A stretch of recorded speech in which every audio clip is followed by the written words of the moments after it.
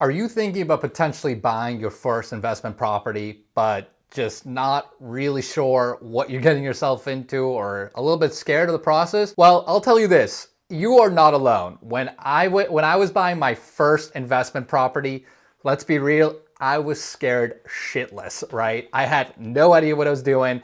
I was I studied up as much as I could, but I really had to just learn it all as I went along. So I wanted to make this video specifically for you. If you've been thinking about getting into the game and really just not sure how to do it or when to do it or whatever, this video is meant for you. What's going on, guys? My name's Lior and I'm a real estate investor out of Boston. And as I said, I really wanted to make this video talking about my first investment property. I bought that property about 4 years ago today. And even though 4 years ago sounds like it was a long time, I still remember that like it was yesterday.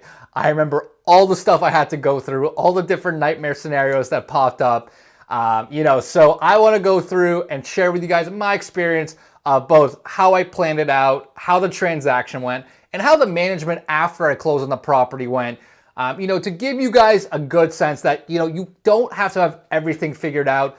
A lot of this process is just understanding the basics and then kind of learning on the fly. You'll learn that's a really common thing in real estate. So hopefully by watching this video, it'll give you guys a great sense of, you're not alone on this process. Everyone goes through this. So let's get right into it. So to give you guys some context to where I was at and what I was thinking when I first decided to do that, to buy that property. I was 23 years old, 1 year out of college. I had saved up just a little bit of money, and I basically was trying to figure out, how do I use this money, right? Like, I knew I wasn't going to be the next Warren Buffett, and I knew I wasn't going to hit it big in the equities market. So I needed another path to essentially invest my money to get some sort of return on it. I was also right in the middle of applying for med school apps, so I had a lot of other things on my mind as well. But I eventually ended up stumbling on real estate. No one in my family did real estate. You're probably thinking that to yourself. No one. And I had no experience with like any sort of contractor work. I mean, to this day, I still can't really do anything right. My dad always tells me I've got two left hands, which is very true. I can't do anything. So I wasn't from that background. I didn't have any construction experience or anything like that. But the numbers just kind of made sense to me, right? It made sense for me you can buy something, you have a specific mortgage payment, you can rent it out for more, and you keep the cash flow difference. I mean, that's pretty straightforward. So I decided to go house hack a multifamily. I was going to use an FHA loan because I didn't have a ton of cash saved up. So I could use an FHA loan, put down only 3.5%, which in Boston, multifamilies at the time were going for about $600,000 or so. That was still a decent amount of cash. But I was able to save that up and kind of get that process going through that house hacking strategy. So once I kind of made that commitment and decision to go buy some real estate, I jumped right into it. And I'll say this, when it was 2016 and I was in Boston, and the market was insanely competitive. And what I realized after maybe putting in 15, 20 offers was I was either just getting outbid, there was cash buyers, it was just crazy. And I got to a point where I was kind of got a little discouraged. So what I started to do was just put in offers without sight unseen, right? I would literally just call up my agent and say, hey man, I don't have time to like literally just drive all over to 30 different properties. Let's just throw in some offers and see if anything sticks. And that's what we did. And eventually one did get accepted. So what's funny is I essentially got under contract on my first investment property without actually seeing it in person, which was a little crazy. So the first time I actually saw the property was at my home inspection. So I literally show up to my home inspection, have no idea what to expect. Hopefully this thing is not total garbage, and the pictures weren't deceiving. But it ended up being okay. The inspection went up pretty smoothly. There's a couple things here and there with old multifamilies that you find.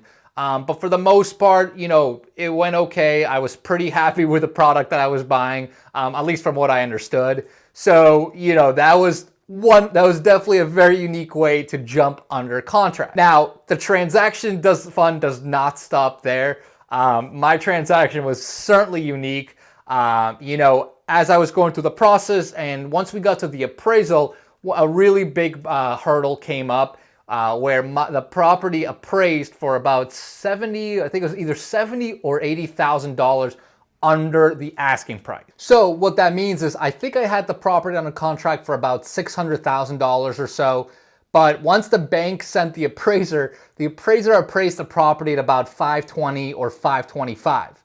And the only real way to salvage that, as I learned going through the process, was either the seller comes down on price by $75,000, which is obviously a ton, or I got to make the difference up in cash with 75 grand.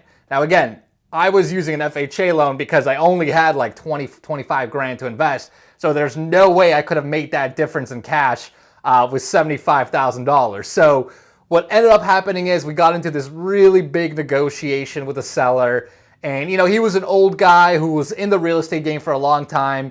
And basically what ended up happening is we eventually sold him on the fact that, hey, I'm an up-and-coming real estate investor. I'm really trying to break into my first deal. Like, let's work something out. So he ended up essentially coming down price by like $60,000 or $65,000, and I bridged about an extra $5,000 or $10,000 in cash.